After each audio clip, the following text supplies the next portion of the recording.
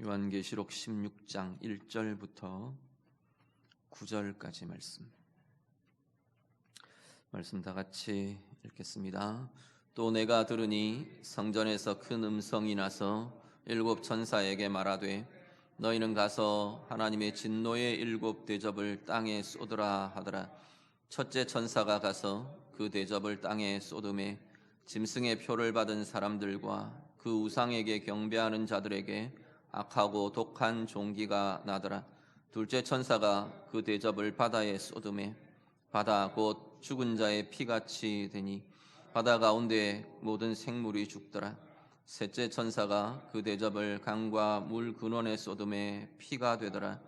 내가 들으니 물을 차지한 천사가 이르되 전에도 계셨고 지금도 계신 거룩하신 이여 이렇게 심판하시니 의로우시도다. 그들이 성도들과 선지자들의 피를 흘렸으므로 그들에게 피를 마시게 하신 것이 합당하니이다 하더라. 또 내가 들으니 제단이 말하기를 그러하다. 주 하나님 곧 전능하신 이시여 심판하시는 것이 참되시고 의로우시도다 하더라. 넷째 천사가 그 대접을 해에 쏟음에 해가 권세를 받아 불로 사람들을 태우니 사람들이 크게 태움에 태워진지라. 이 재앙들을 행하는 권세를 가지신 하나님의 이름을 비방하며 또 회개하지 아니하고 주께 영광을 돌리지 아니하더라. 아멘.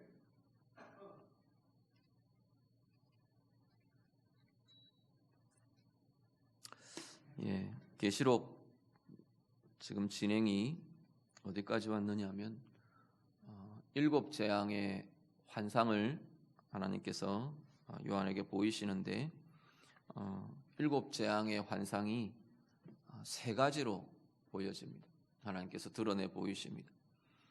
첫 번째 요한이 대했던 환상이 두루마리에 봉인된 일곱 인을 떼시는 첫째 인, 둘째 인 이렇게 해서 일곱 인을 떼시는 그리스도에 이어서 일곱 인이 떼어지면서 첫째 인이 떼어질 때 땅 가운데 나타나고 둘째 인이 떼어질 때 또 이 땅에 나타나고 그렇게 하는 하나님의 심판의 모습으로 재앙의 모습으로 쭉 소개가 되었고요.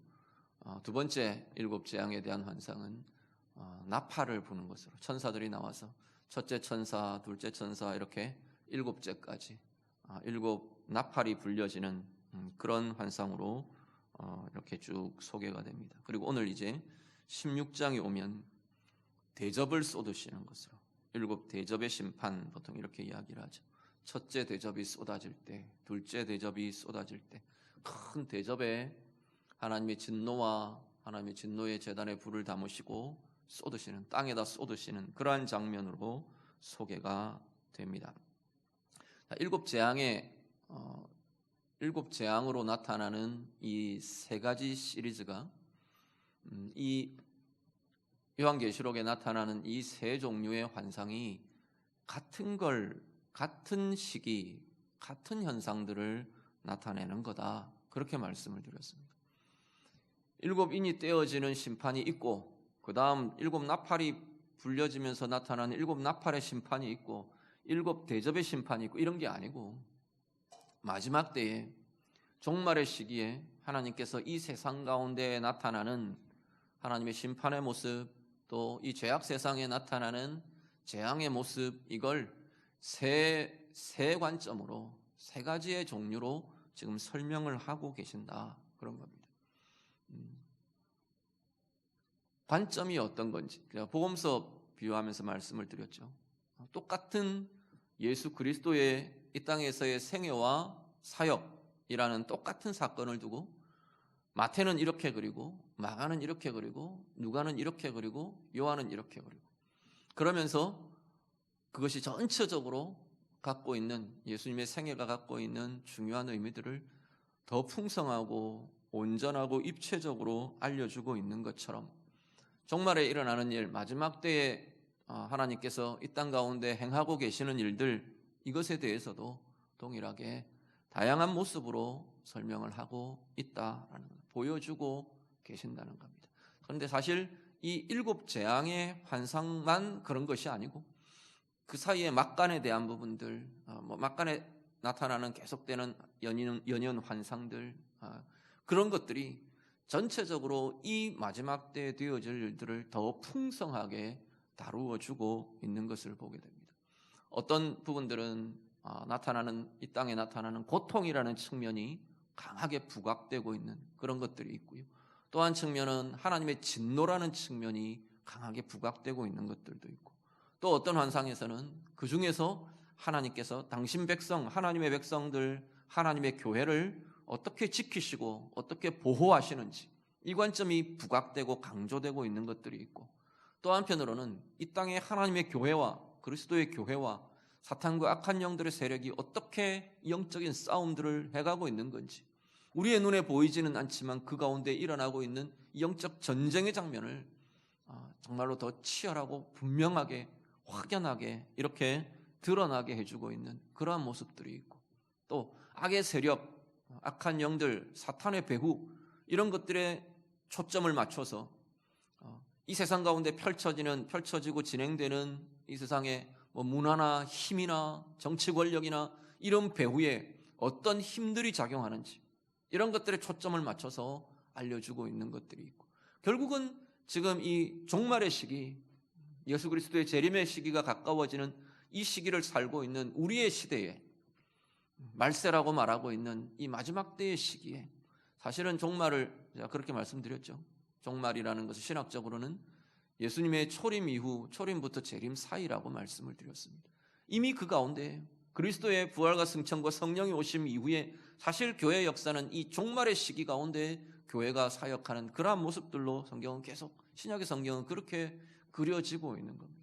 이 시기를 살고 있는 우리가 어떤 눈으로 이 세대를 보아야 하는지, 특히나 요한계시록이 쓰여지던, 계시록을 처음 대하던 이 첫 독자들, 첫 청중들, 그 시기에, 요한의 시기에, 사도 요한의 시기에 이 하나님의 백성들과 교회들은 그러한 관점에서 오늘 우리의 시대에 벌어지고 있는 이 모든 상황들을 하나님께서 종말론적인 관점으로 대할 수 있고 볼 수 있게 하는, 하나님의 심판이라는 관점으로, 하나님의 보호라는 관점으로, 하나님의 의의 행하심이라는 관점으로 보게 하시는 것이 바로 계시록의 전체적인 흐름이요 관점이라는 겁니다. 오늘 이 일곱 대접도 동일하게 그런 관점에서 우리가 같이 보실 수 있기를 바랍니다. 성전에서 큰 음성이 나옵니다. 성전에서 음성이 나옵니다. 성전에서 나오는 음성이 뭐라고 말하냐면, 일곱 천사들에게, 앞에 일곱 천사들이 소개가 됐었죠. 일곱 천사들이 각각 이 재앙을 담은 대접을 들고 성전으로부터 나왔어요. 15장에서 그 성전으로부터 나오는 모습이 쭉 소개되고 환상으로 보아졌습니다. 거기에 대해서 그 천사들에게 그 음성이 말을 합니다. 명령합니다. 1절에 보시면, 너희는 가서 하나님의 진노의 일곱 대접을 땅에 쏟으라 명령합니다. 땅에 쏟으라 명령을 합니다. 그런데 이 일곱 대접에 이제 16장 쭉 우리가 같이 가면서 보시겠지만, 특히나 이 일곱 재앙의 시리즈들 중에 일곱 나팔과 일곱 대접은 굉장히 강한 유사성을 가지고 병행되어 있는 걸 보게 됩니다. 일곱 인의 환상은 상당히 좀 다른 관점에서 이 마지막 때에 대한 계시와 보여주는 것들이 나타나는 반면에, 이 일곱 나팔과 일곱 대접은 굉장히 더더욱 더 이 두 환상은 밀접한 연관성들을 보입니다. 구조적으로 보면, 구조적으로, 내용적으로. 첫째부터 넷째까지는 병행을 보면 나팔도 그렇고 대접도 그렇고, 첫째부터 넷째까지는 땅과 바다와 물과 천체, 이걸 치시는 하나님의 심판, 하나님의 재앙으로 소개됩니다.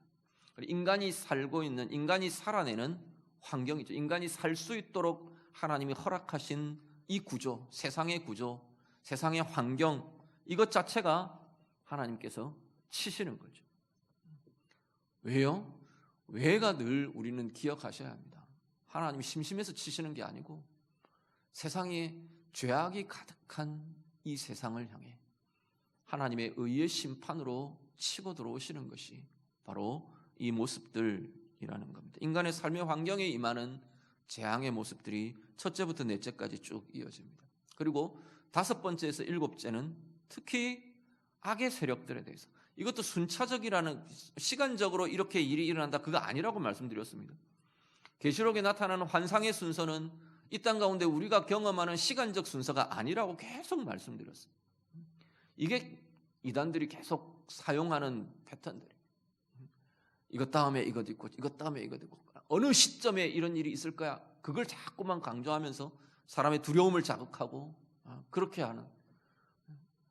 성경 분명하게, 제가 뭐 그런 이야기들 합니다. 뭐 이야기하다가 뭐 우리 세례 공부할 때도 그렇고, 성경 공부할 때도 그렇고, 종말에 대한 이야기를 할 때마다 제가 강조하는 것은, 시기에 대한 이야기를 하면 무조건 이단이다라고 생각하셔도 틀리지 않습니다라는 겁니다. 왜냐하면 성경은 시기는 아무도 모르는 거라고 말씀하고 있기 때문에, 어느 때 이야기하면 무조건 저 사람은 무조건 이단이구나, 그냥 그렇게 생각하시면 된다는 겁니다. 그 시기의 이야기를 하려고 하는 게 아니라는 거예요. 계시록은 그 이야기를 하고 싶은 게 아니에요. 어느 때 오실 거니까 그때까지 우리는 마음 놓고 있다가 그때 되면 준비하면 됩니다, 이런 것도 아니고, 어느 때 예수님이 오시니까 뭐 세상 다 포기하고 아무것도 필요 없고 하늘만 쳐다보고 하나님을 기다려야 됩니다, 예수님 오실 걸 기다려야 됩니다, 이것도 아니라는 거예요. 그걸 이야기하고 싶은 게 계시록이 아니라는 거예요. 오늘의 삶을 살면서 우리는 어떻게 하나님의 뜻과 하나님의 눈으로 이 땅을 바라보며, 이 세대를 바라보며, 이 땅의 고난을 바라보며, 이 세상에 진행되는 현상들과 악의 융성들을 바라보며, 어떤 눈으로 이것을 바라보며 오늘 나는 어떻게 살아야 하는가, 그걸 고민해야 하는 자리가 계시록의 내용이라고 말하는 겁니다.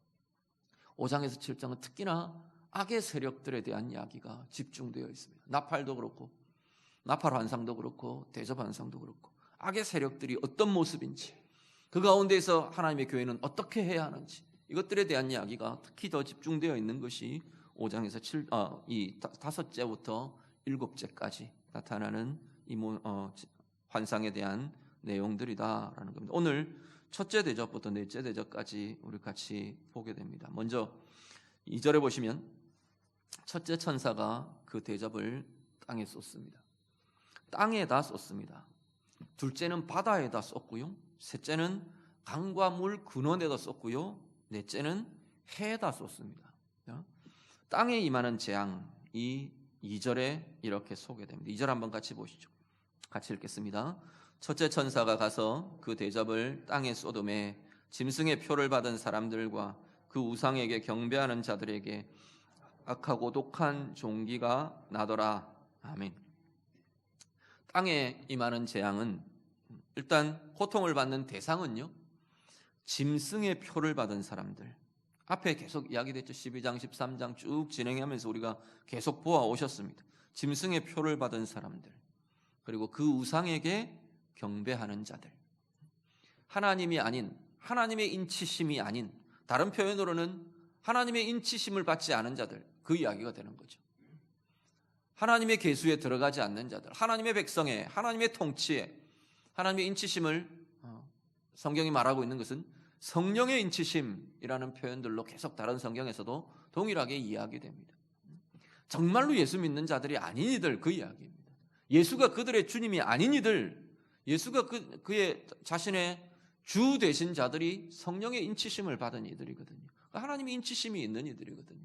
이게 아니라는 건, 짐승의 표를 받았다고 또 우상에게 경배하는 자들이라는 건 예수가 그의 인생의 주인이 아닌 사람들, 그 이야기입니다. 예수가 구주가 되지 않는 이들, 그 이야기죠. 그들에게 악하고 독한 종기가 나더라 합니다. 자, 계시록은 계속 상징성이 강하다고 말씀드렸습니다. 여기도 악하고 독한 종기라는 게 피부병이 생긴다, 그 이야기가 아니에요. 이건 그 악하고 독한 종기가 가지고 있는 고통의 측면을 강조하고 있는 겁니다. 극심한 고통들. 여기에는 영적, 심리적, 내면적 고통까지도 사실은 포함되는 겁니다. 단지 피부병에 이런 거 막 가렵고 이런 것들에 대한 이야기가 아니라 인생이 경험하는 극한 고통들, 그 이야기입니다. 욥기에 보면 욥이 고통을 당할 때 그 단계를 밟아가죠. 외부에서부터 잃어버리는 것부터 계속 그 고통의 크기가 다가옵니다. 그리고 결국은 죽음 위에는 자기 몸에 나타나는 극심한 고통, 독종이 생기고 악창이 일어나고 이제 그런 표현들이 나죠.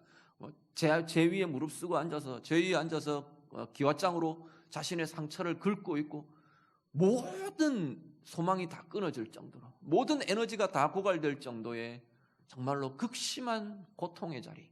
그게 지금 욥이 경험하던 그 자리인 거죠. 누가 어떤 인생이 그 고통 속으로 몰려져 간다고 말하는 거냐면 우상을 숭배하는 이들이라고 말하는 겁니다. 예수가 주인 되시지 않는 인생, 다르게 표현하면 다른 것이 주인 노릇을 하는 인생, 그 인생이야말로 결국은 인생이 경험하는 극한의 고통과 아픔이 사실은 거기에 있다라고 말씀하는 겁니다. 두 번째, 둘째 천사 3절 같이 봅니다. 같이 읽겠습니다. 둘째 천사가 그 대접을 바다에 쏟음에 바다가 곧 죽은 자의 피같이 되니 바다 가운데 모든 생물이 죽더라. 아멘. 둘째 천사는 바다에다 대접을 쏟습니다. 바다에 임하는 재앙을 표현합니다. 여기는 보면 바다가 죽은 자의 피같이 되더라. 여기 보면 이 7 재앙이 계속 이미지의 연결이 어디하고 연결이 되느냐면 출애굽의 10 재앙과 이미지상의 유사한 연결성들을 계속 보여줍니다. 출애굽 자체가 하나님의 구원과 죄악 세상에 대한 하나님의 치심의 아주 구체적인 하나님께서 이 땅 가운데 보여주신 구체적이고도 아주 극적인 시뮬레이션이 되는 것이 사실은 출애굽의 과정에서 경험하는 이스라엘의 구원이거든요. 거기 보면 하나님의 백성들은 하나님이 보호하시며 온전한 구원으로 이끌어내시고 그들을 박해하며 그들을 노예 삼으며 그들의 주인 노릇을 하고 있는 애굽 죄악 세상은 하나님께서 철저하게 이들을 놓을 수밖에 없도록 이들의 박해를 놓을 수밖에 없도록 이들에게 주인 노릇을 하는 그들의 지배권을 놓을 수밖에 없도록 세상을 완전히 깨고 계시는 걸 보게 되죠. 10가지 재앙으로. 그 모티브가 계시록에 그대로 연결되면서 나타나고 있는 걸 보게 됩니다. 하나님의 구원이라는 것, 시간순을 역으로 하면 하나님께서 이 궁극적 하나님의 구원에 대한 것을 인간 역사 속에서 이렇게 되는 거야 하고 보여주신 역사의 한 부분이 사실은 출애굽의 역사, 이렇게 보시면 되는 겁니다. 그 출애굽의 이미지와 모티브가 이 7 재앙에 계속해서 연결되고 있는 걸 보게 됩니다. 바다의 피로, 또 그 다음 셋째 천사가 쏟을 때에도 물 근원에 피가 되는 것, 물 근원에다 대접을 쏟으니까 피가 되는 것, 이건 출애굽의 첫 번째 재앙이죠. 나일강이 피로, 온통 피로 다 물드는, 피로 변해버리는 그 이미지가 연결됩니다. 그러면서 그 결과가 바다 가운데 모든 생물이 다 죽더라 말합니다. 모든 생물이 죽더라 말합니다. 이건 인간이 살 수 있는 삶의 구조가 깨어지고 흔들리고 하나님의 진노의 치심을 받는 것과 함께 경제적인 궁핍과 기근도 같이 볼 수 있는 장면이기도 합니다. 이 바다라는 것이 깨어지면서 그 속에서 일어나는 산업과 그 속의 생물과 이것들이 다 깨어지고 못 쓰게 되고 어떻게 할 수 없게 되면서 인간 세상에는 궁핍과 기근도 7인에서 기근이라는 환상들을 보여주시는 것처럼 궁핍과 기근의 모습들, 이게 인간의 고통으로 이 땅의 삶의 고통으로 드러나고 나타나는 그 모습을 보여주고 계신다라는 겁니다. 4절 보시죠. 4절 말씀 같이 봅니다. 시작. 셋째 천사가 그 대접을 강과 물 근원에 쏟음에 피가 되더라. 여기는 강과 물 근원에 사람이 마실 수 있는 물, 이 물 근원들에 전부 다 지금 하나님의 재앙이 임하면서 물이 피가 됩니다. 이것도 삶의 환경이 깨어지고 파괴되는 것과 함께 또 한편으로 우리가 볼 것은 여기는 갈증, 우리가 기근과 갈증 묶어서 기갈이라고 말하죠. 이 기갈이 이 둘째 대접과 셋째 대접에서 함께 드러나고 있는 걸 보게 됩니다. 이건 육체적이고 물리적인 기근과 물리적이고 육체적인 갈증, 이것 말고 이것도 포함이 되겠지만 더한 것은 그 내면과 영혼의 기근과 영혼의 갈증이 극심해지는 것이 바로 이 마지막 때의 모습인 것을 분명하게 보여주고 계신다는 겁니다. 그러면서요, 5절, 6절, 7절 이어지는 내용을 보면 이 물 근원을 맡은, 물을 차지한 천사가 하나님의 행하심에 대해서 선포하며 찬양하고 있는 장면이 5, 6, 7에서 연결이 됩니다. 자, 5절 보시죠. 5절 같이 읽습니다. 내가 들으니 물을 차지한 천사가 이르되 전에도 계셨고 지금도 계신 거룩하신 이여 이렇게 심판하시니 의로우시도다.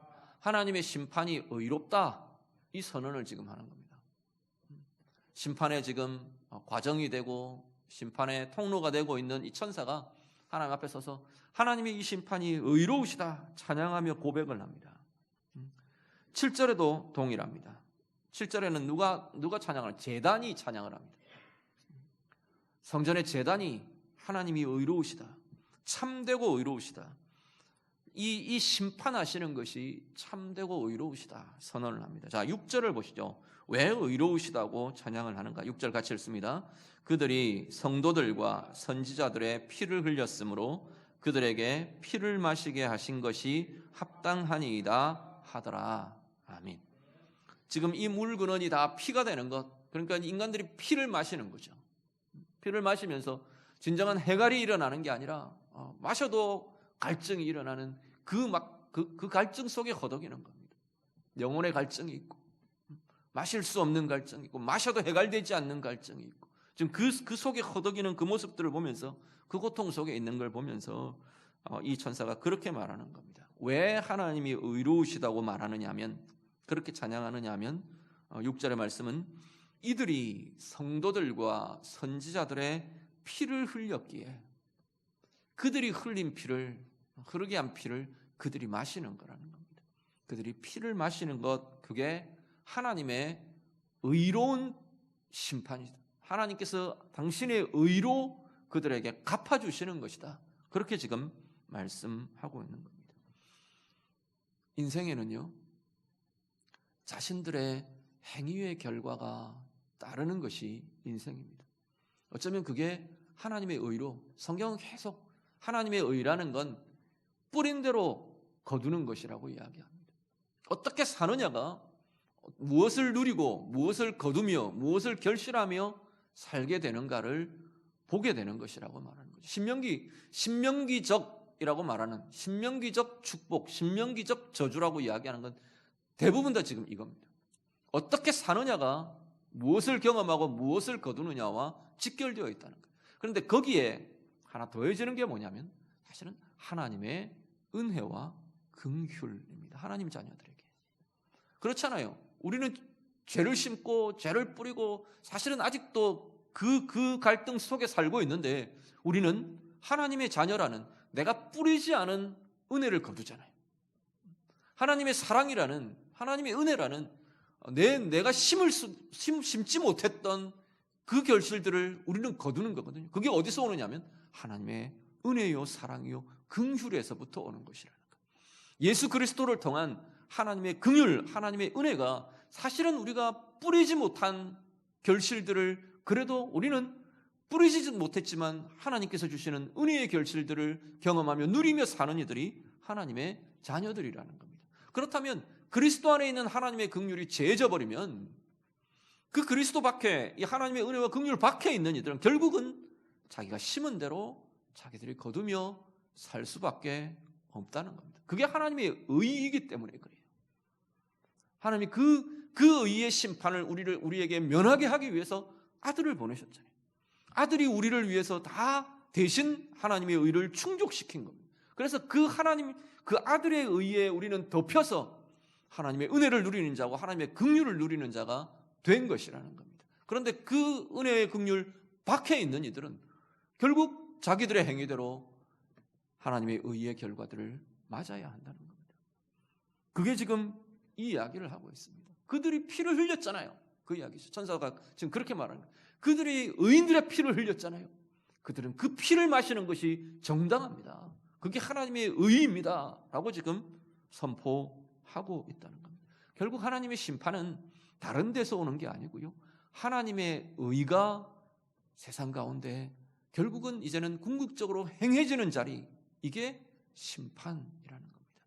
그래서 심판이 양면적으로 이야기되는 겁니다. 심판이 그 그리스도의 의로 인해 그 그리스도의 의로 덮여 있는 사람들은, 그 그리스도의 의로 덮였다는 것이 요한계시록에 계속 표현되는 게 하나님의 인치심을 받은 자, 예수의 이름이 그 이마에 새겨진 자, 하나님의 이름이 있는 자, 그게 지금 그리스도의 은혜로 그리스도의 의로 그들이 덮여진 자, 그리스도의 피로 덮여진 자, 그들이 그 이야기인 겁니다. 그들에게는 심판이라는 자리가 하나님의 구원, 하나님의 은혜로 나타나는 거죠. 하나님의 의가 행해지는데 하나님의 의가 조건을 보니까 아들의 의가 그들을 덮고 있는 거예요. 그러니까 그들은 의에 합당한 열매를 누리는 거예요. 하나님의 자녀들은. 그게 하나님의 의의 심판이에요. 그런데 그 그리스도의 의로, 아들의 의로 덮여지지 않은 이들은 보면 전부 다 자신들의 죄밖에는 없는 거죠. 그러니까 그 죄에 합당한 하나님의 의의 행하심이, 의의 갚으심이 나타나는 자리가 하나님의 심판의 자리가 된다라는 겁니다. 그 노래를 지금 하고 있는 겁니다. 그들에게 나타나는 그 결과는 하나님의 의의 행하심입니다 라고 노래합니다. 8절 보시죠. 8절과 9절 말씀 같이 봅니다.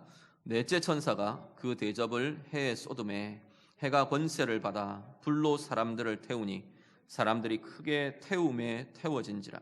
이 재앙들을 행하는 권세를 가지신 하나님의 이름을 비방하며 또 회개하지 아니하고 주께 영광을 돌리지 아니하더라. 아멘. 넷째 천사가 대접을 쏟는데 이 천사는 해에다가 대접을 쏟더랍니다. 해에다 쏟으니까 나팔 환상이 주어질 때도 동일한 표현이 나오죠. 넷째 천사가 나팔을 불 때 그때는 어떻게 되냐면 거기도 동일하게 해와 천체들에 대한 모습들이 나타나는데 거기는 해와 달과 별이 빛을 잃습니다. 빛을 잃어버리는 모습으로 빛이 비추어져야 될 자리들에 그 빛이 비추어지는 그 자리들이 다 빛을 잃어버리는 그 모습이 강조되고 나타났다면 여기는 해에게 다시금 하나님의 재앙이 임하는데 이건 해가 사람들을 태우는, 원래 해는 하나님이 창조하신 태양은 인간들에게는 따스함과 에너지와 빛과 이런 것들을 공급해주며 인간이 가장 아름다운 생으로, 빛나는 생으로, 복된 생으로, 생명으로 그렇게 살게 하는 굉장히 중요한 근원 중에 하나가 이 해이잖아요. 해고 앞에 나오는 물이고 그리고 우리가 발을 디디고 사는 이 땅이고 그런 것들인 건데 하나님이 이 근원들을 깨는 거예요. 생명과 복과 하나님의 약속의 은혜의 복의 근원들을 다 깨버리시는 거예요. 해가 깨지면서는 그 해가 가진 것이 다른 인간을 고통스럽게 하는 고통으로 나타납니다. 뜨겁게 태워버리는 불로 임하는 것을 보게 됩니다. 뜨거운 고통으로 해가 권세를 받아서 사람들을 태워버리더라 말합니다. 그런데요, 더 큰 문제는 9절입니다. 그 고통 속에서 사람들이 어떻게 하느냐 하면 이 재앙들을 행하는 권세를 가지신, 주권을 가지신 그 이야기죠. 주권을 가지신 하나님의 이름을 비방하며 회개하지 아니하고 주께 영광을 돌리지 아니하더라 말씀합니다. 고통이 있다고 해서 돌이키는 건 아닌 것 같아요. 고통의 자리가 오히려 더 하나님을 대적하고 발악하게 하는, 두려워하고 고통하고 공포에 질리면서도 하나님께로 돌이키거나 돌아오거나 하지 않는 인생의 모습들을 우리는 얼마든지 보게 됩니다. 오늘 보면 그 이야기를 합니다. 그 고통 속에서도, 극심한 그 고통 속에서도 하나님께로 돌이키는 게 아니라 오히려 하나님을 비방하고 하나님께 영광을 돌리지 않고 하나님을 대적하더라, 회개하지 않더라 라고 말씀을 합니다. 자, 첫째부터 넷째 우리 대접이 쏟아질 때 쭉 보셨는데요, 우리의 삶에 좀 적용하실 몇 가지는, 한 가지는 앞에 제가 뭐 이야기 말씀드렸냐면 우상 숭배야말로, 우상에게 절하는 것이야말로 인생의 고통의 중요한 원인이 된다라는 겁니다.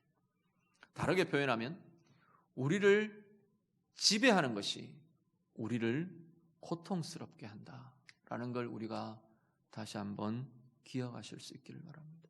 우상 숭배자들에게 니네들 우상 섬기지, 나 안 섬기지, 맛 좀 봐라, 그런 심판이 될 수도 있습니다. 그런데 더 근원적으로 따져보면 그리스도가 주인 되지 않고 하나님이 주인 되지 않는 인생, 다른 것이 주인 노릇하는 것, 그것 자체가 사실은 우리에게 고통을 주는 자리라는 겁니다. 물질이 나의 주인이 되는 순간 그 물질은 사실은 내 고통의 이유가 되기도 합니다. 물질 때문에 두려워해야 되고요, 그것을 지키기 위해 그것을 빼앗길까 봐 염려하고 전전긍긍하고 두려워해야 하고요, 그것이 충족되지 않는 그 자리에, 그것이 내 뜻대로 내 기준대로 채워지지 않는 그것 때문에 나는 그 물질 때문에 늘 갈증에 시달려야 하고 늘 화가 나 있어야 하고, 그것을 누군가가 내 이익들을 가로채 간다고 생각되는 사람들에 대해 나는 늘 분노하고 미워하고 원망에 가득 차 있어야 하고, 결국은 그것이 우리의 주인 노릇을 하는 순간 그것은 우리에게 기쁨을 주고 위로를 주는 게 아니라 결국 우리는 그것 때문에 고통스럽게 되는 것이 우리의 인생이 된다는 겁니다.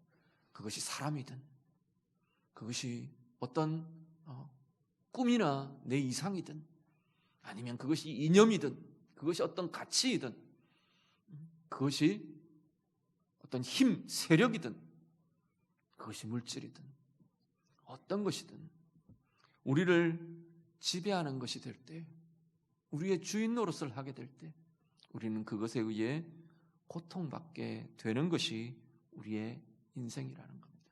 우리는 늘 역으로 짚어보셔도 됩니다. 내가 힘들어하고 고통스러워하는 그 자리에 내 주인 노릇을 하는 것은 무엇인가? 우리가 한번 좀 역으로 짚어보시면 내 해결점들을 오히려 더 찾아내기도 쉬워질 수도 있습니다. 나는 무엇 때문에 고통스러워하는가? 그 자리에는 무엇이 내 인생의 주인 노릇을 하는가? 무엇이 내 기쁨의 주인 노릇을 하고 내 만족의 주인 노릇을 하고 내 즐거움의 주인 노릇을 하는 것은 뭔가? 그게 뭐기 때문에 나는 기쁘지 않고, 나는 행복하지 않고, 나는 자유롭지 않고 얽매이고 묶이고 고통스러움 속에 있어야 하는 건가? 우리가 다시 한 번 더 하나님 앞에 돌아보실 수 있기를 바랍니다. 그 자리가 그리스도가 주인이심으로 바뀌어지는 것이, 우리의 구원이 그 자리에 나타나는 겁니다. 그 자리가 그 주인 노릇하는 것 대신에 다시 예수가, 하나님이 주인이 되시는 삶이 될 때 그 고통이 아니라 거기에서 노연하는 자유함이 나오고, 거기에서 일어난 참된 영혼의 즐거움이 일어나고 진정한 영혼의 평강과 행복이 회복되는 자리가 바로 주인이 바뀌어지는 자리, 주인이 그리스도로 옮겨지는 자리가 바로 그 회복이 나타나는 시간이 될 것이라는 겁니다. 오늘 예배하시는 성도님들, 여러분 안에요 다시금 우리가 염려하고 묶이는 고통과 아픔의 자리들이, 그 자리가 바로 예수가 다시 내 인생의 주인 되시는 주인의 회복이, 주인의 변화가 일어나며, 그래서 그 안에 새로운 회복과 생명과 구원과 은혜를 누리시는 우리의 삶들이 다 되시기를 간절히 바랍니다. 고통의 모습들이 쭉 소개가 됩니다. 오늘 본문에 보면은 막 이거 뭐 악하고 독한 종기의 모습으로, 그 이미지로, 또 한편으로는 바다가 죽어버리는 모습으로, 갈증으로, 기근으로, 이런 모습들, 또 불태워지는 뜨거움으로, 이렇게 지금 표현되는 것들이 사실은 우리 가운데 나타나는 고통의 어떤 모습들, 고통의 현상들의 모습이라고 보실 수 있을 겁니다. 불편함이나 아픔이나 괴로움이나 주림이나 갈함이나 뜨거움이나 이런 것들이 그냥 피부에 와닿는 감각, 이게 아니라, 그것만이 아니라 우리의 영혼에, 우리 내면에 이것들을 다 포함한 우리의 고통의 모습들, 현상들의 모습이 될 거라는 겁니다. 그런데 그 고통을 면하는 자들이 있습니다. 그 고통을 면하는 이들이 있다는 거예요. 어떻게 해요? 하나님의 통치 아래에 있는 이들, 하나님의 보호 아래에 있는 이들. 하나님의 보호는 결국은 하나님의 통치 아래에 있는 이들이 하나님의 보호를 누리는 겁니다. 출애굽 당시에 애굽과 이스라엘의 모습이 극명하게 대조되죠. 막 개구리가 막 들끓는데, 파리떼가 들끓는데, 애굽 사람들은 고통스러워 죽겠는데 하나님의 보호하심 아래에 있는 고센 땅, 이 유대인들의 곳에는, 이스라엘 백성들이 있는 그 자리에는 하나님의 보호의 손이 그들을 덮고 있는 걸 보게 되는 겁니다. 오늘 이 시대에도 영혼으로든 내면으로든 그 삶의 자리에 하나님의 통치가 있는 하나님의 자녀들은 불편함도, 아픔도, 괴로움도, 가람도, 주림도, 뜨거움도 하나님께서 바꾸어 가시는 하나님의 은혜로 불기둥으로 구름기둥으로 보호하시며 지키시던, 맑은 시내로 푸른 초장으로 이끄시고 인도하시던 그 하나님의 도우심과 인도하심이 오늘 우리들 가운데 나타나게 될 것이라는 겁니다. 오늘 예배하시는 성도님들, 여러분의 삶의 자리가 오늘 말씀 그대로 하나님의 통치 아래에, 하나님의 통치 안에 머무는 귀한 생애들이 다 되시기를 간절히 바랍니다. 그래서 여러분의 영혼이, 여러분의 삶이, 여러분의 가정이 하나님께서 당신의 능력의 손으로, 권능의 팔로 품으시고 덮으시며 하나님의 보호하심과 은혜의 인도하심 아래 나아가는 우리의 모든 생애가 되시기를 우리 주님 이름으로 축복합니다. 그리고 하나 기억하실 것이, 인생들은 자신들의 행위의 결과들을 거둔다는 사실을 다시금 기억하실 수 있기를 바랍니다. 오늘 우리들 그리스도의 은혜 아래 살아가는 이들이 하나님의 백성들, 우리는 그렇게 고백했습니다. 그렇지만 계속해서 그렇기 때문에 우리는 더더욱 우리의 삶이 하나님의 의를 행하는, 하나님의 의를 나타나게 하는 삶으로 행해져야 할 것이라는 겁니다. 그리고 한 가지, 동일한 관점에서 우리가 돌아보실 자리는 하나님의 백성들의 억울함, 하나님께서 외면하지 않으신다는 겁니다. 이 하나님께서 갚으시는 이 모습, 이 장면은요, 앞에 계속 어떤 모습으로 나타났느냐면 성도들의 기도로 나타났어요. 성도들의 하소연으로, 성도들의 이 억울함의 고백과 하나님을 향한 간구와 기도들, 기도의 향연이 하나님께로 올려져 갔다 그랬어요. 그 향연을 담은, 그 향을 담은 그 금향로를, 그 금향로에 하나님께서는 제단에 불을 담아서 땅 가운데 당신의 진노로, 당신의 의의 심판으로 쏟아 부으신다고 하시는 거예요. 성도의 기도가, 성도의 억울함이, 성도의 불의하게 당하는 고난과 박해가, 그런 손해가 하나님께서 흘려보내지 않으신다는 겁니다. 그럼 우리는요, 우리가 갚으려 하지 말라고 성경은 계속 이야기하는 거예요. 하나님께서는 내가 하겠다 말하시는 거예요. 우리는 그걸 참지를 못하는 거죠. 하나님의 그 의가 행해지는 때를 우리는 기다리지를 못해서 내 눈에 보일 때 뭔가가 일어나야 되는 거예요. 내 마음에 흡족하게 뭔가 갚아져야 되는 거예요. 그래서 우리는 조급하고, 그래서 우리는 먼저 내가 행동하고, 그래서 우리는 내가 먼저 말로 내뱉어버리고 그런다는 거죠. 하나님께서는요, 너희가 할 것과 내가 할 것이 다르다고 말하시는 거예요. 너희의 억울함과 너희의 불의하게 당한 고난들은 내가 다 갚을 거다. 하나님 말하세요. 너희는 선으로 악을 이기라 말하시는 겁니다. 오늘 우리의 삶이 하나님의 의로우심에 전적으로 온전하게 그 하나님의 의로우심을 신뢰하며 하나님의 의로우심에 우리의 모든 형편들을, 특히나 억울함과 아픔들을 맡겨드릴 수 있는 힘이 우리 가운데 있어지기를 간절히 바랍니다. 그리고 마지막 한 가지는 그리스도의 은혜 밖에 있는 이들, 그리스도 밖에 있는 이들은 고통이라는 것이 회개와 돌이킴의 과정이 되지 못한다 말씀을 드렸습니다. 그런데 그럼 역으로 반대로 우리는요, 하나님의 자녀들은요, 우리의 모든 인생의 상황이, 고통의 상황은 고통의 상황대로, 기쁨과 평안함의 상황은 그대로, 우리는 어떻게 계속 이것이 사용되느냐 하면 하나님께로 돌이켜지고 하나님께로 가까이 나아가고 하나님의 은혜 가운데 머물고 하는 그 과정이 되어 가는 것이 하나님의 백성들의, 하나님의 사람들의 인생이라고 말씀하는 겁니다. 오늘 우리의 상황들은 어떻습니까? 여러분의 인생의 모든 상황들은 정말로 하나님께로 더 가까이 나아가는, 하나님께로 다시금 돌이켜지는 과정이 되고 있는 건가요?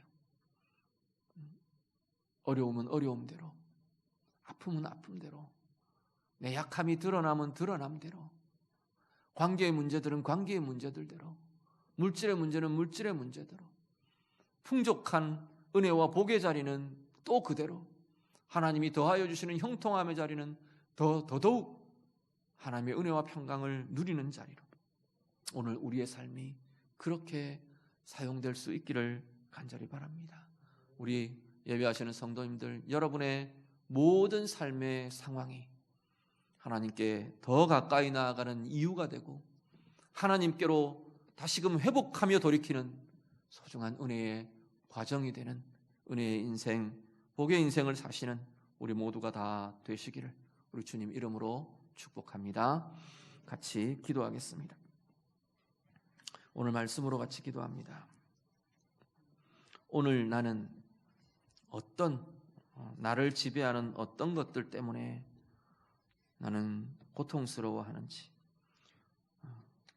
나를 고통스럽게 하는 그 이유의 자리, 어떤 것이 주님 대신 나를 지배하는 자리에 올려져 있는지 우리 그럼 다시 돌아보며 하나님, 그 자리가 주님 주인 되심으로 다시 바뀌어지기를 원합니다. 주님이 그 상황의 주인 되시고 주님이 그 내 형편에, 내 마음의 온전한 주인이 되셔서 고통이 아닌 생명으로, 평강으로, 자유함으로, 은혜로 회복되어가는 우리의 나의 인생이 되기를 원합니다. 우리 좀 같이 기도하시고요, 다양한 모든 고통들과 상황들 속에서 하나님의 통치 아래 있는 이들은 하나님의 보호를 누린답니다. 우리의 삶의 걸음걸음이 말 그대로 하나님의 통치 아래에 두어져서 하나님의 보호와 하나님의 인도하심을 누리는 삶이 될 수 있도록, 자신의 행위의 결과들을 거두게 되고 먹고 사는 이 인생의 모습 속에서 우리가 날마다 하나님의 의를 심는 자들이 될 수 있도록, 더군다나 나의 억울함이나 나의 아픔이나 이런 것들 정말 하나님의 의로우심에 내 의로, 내 행위로 갚는 것이 아니라 하나님의 의로우심에 맡겨드릴 수 있도록, 하나님, 내가 그 믿음으로 나아가기를 원합니다. 하나님을 신뢰하는 그 신뢰로 나아갈 수 있기를 원합니다. 같이 기도하시고요, 마지막으로 내 인생의 모든 상황이 하나님께 더 가까이 나아가 하나님께로 돌이켜지고 회복되는 소중한 은혜의 기회, 은혜의 과정이 되어가기를 원합니다. 오늘 자신의 삶을 두고 같이 기도하겠습니다. 기도드립니다.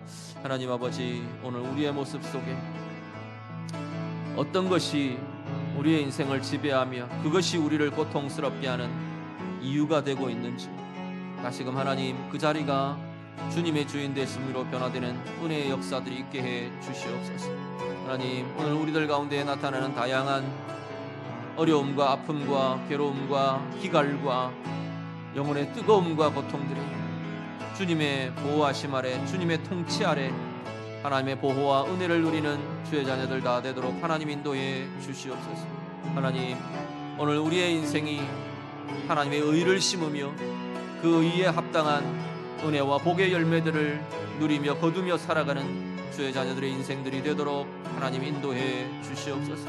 오늘 우리들 주의 성도들, 하나님의 백성들 삶의 자리마다 하나님, 우리 가운데 문득문득 일어나는 억울함과 손해와 박해들 하나님께서 은혜로 긍휼로 당신의 의로우심으로 하나님 행하시며 갚으시는 것 우리가 우리가 믿으며 바라봅니다. 오늘 우리는 그 하나님의 의로우심에 맡겨드리며 선으로 악을 이기는 주의 자녀들의 인생과 삶이 되도록 하나님 인도해 주시옵소서. 우리의 모든 인생의 상황이 우리 하나님께 더 가까이 나아가고 하나님께로 돌이켜지는 은혜의 과정이 되도록 하나님 인도해 주시옵소서. 하나님 아버지, 우리의 다양한 고통의 이유가 되는 우리의 우상들, 우리를 지배하는 것들 하나님 앞에서 깨뜨려지며 그 자리가 참된 주님의 주인 되심이 회복되며 우리 가운데 치유가 일어나고 우리 가운데 평강과 은혜의 자유함이 누려지는 주의 자녀들 다 되게 해 주시옵소서.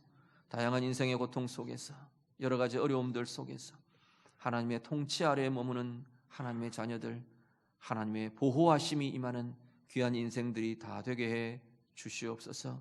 오늘 우리의 삶의 걸음걸음마다 오늘 우리가 하나님의 의를 심으며 그 의에 합당한 은혜와 약속의 복의 열매들을 거두며 사는 우리의 인생들 되게 해 주시옵소서. 때때로 경험하는 우리의 억울함이나 아픔이나 손해나 핍박과 박해들 하나님의 의로우심에 맡겨드리게 하시고 오늘 우리의 삶은 하나님의 명령대로 선으로 악을 이기는 오직 의의 판단과 심판은 하나님께 맡겨드리고 우리는 하나님의 선하심으로 악을 이기는 그 삶을 살아가는 우리 모두가 되게 해 주시옵소서. 다양하게 펼쳐지는 우리의 인생의 상황들 속에서 그 모든 상황의 모든 것들이 하나님께 더 가까이 나아가고 하나님께로 돌이키며 회복하는 은혜의 기회들이, 은혜의 과정들이 되도록 하나님 인도해 주시옵소서. 예수님 이름으로 기도드립니다. 아멘.